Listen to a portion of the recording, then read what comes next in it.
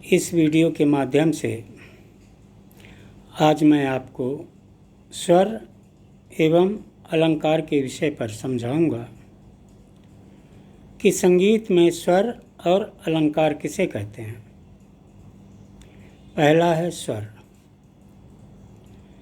संगीत में वह शब्द जिसका कोई निश्चित रूप हो और जिसकी कोमलता या तीव्रता अथवा उतार चढ़ाव आदि को सुनते ही सहज ही अनुमान हो सके, वह स्वर कहलाता है। भारतीय संगीत में 7 स्वर हैं, जिनके नाम हैं षड्ज, ऋषभ, गंधार, मध्यम, पंचम, धैवत और निषाद। इनको हम संक्षिप्त रूप में सा, रे, गा, मा, पा, धा और नी कहते हैं। वैसे तो स्वरों की कोई संख्या बतलाई ही नहीं जा सकती, परंतु फिर भी सुविधा के लिए सभी कालों में ये 7 स्वर नियत किए गए हैं। भारत में यह भी मान्यता है कि ये सभी 7 स्वर क्रमशः मोर, गऊ, बकरी, क्रौंच, कोयल, घोड़े और हाथी के स्वर से लिए गए हैं। अर्थात ये सभी प्राणी क्रमशः इन्हीं स्वरों में बोलते हैं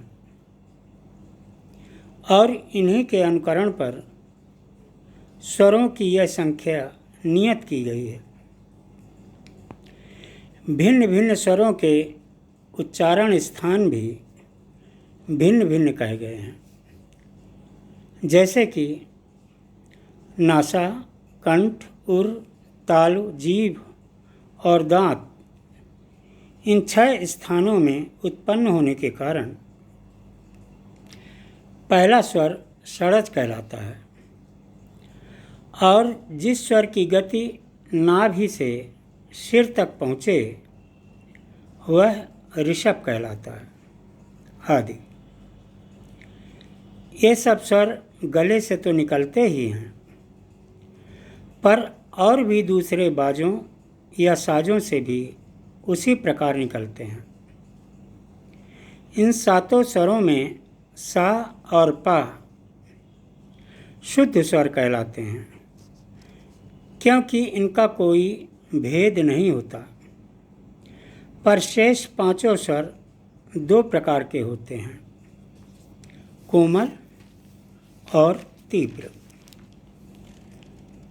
प्रत्येक स्वर 2-2, 3-3 भागों में बटा रहता है, जिनमें से प्रत्येक भाग श्रुति कहलाता है।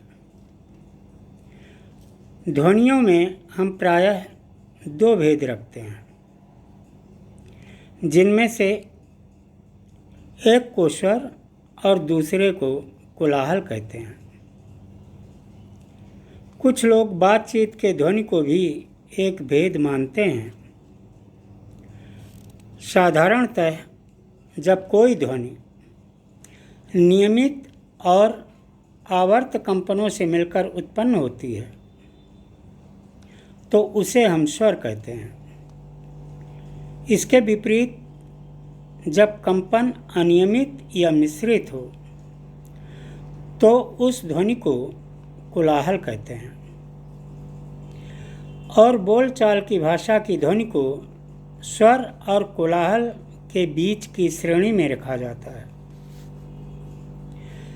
अतः संक्षेप में यह समझिए कि नियमित आंदोलन संख्या वाली ध्वनि ही स्वर कहलाता है।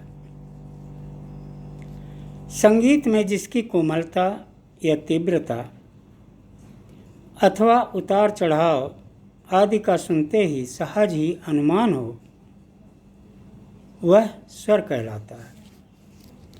अब दूसरा है अलंकार।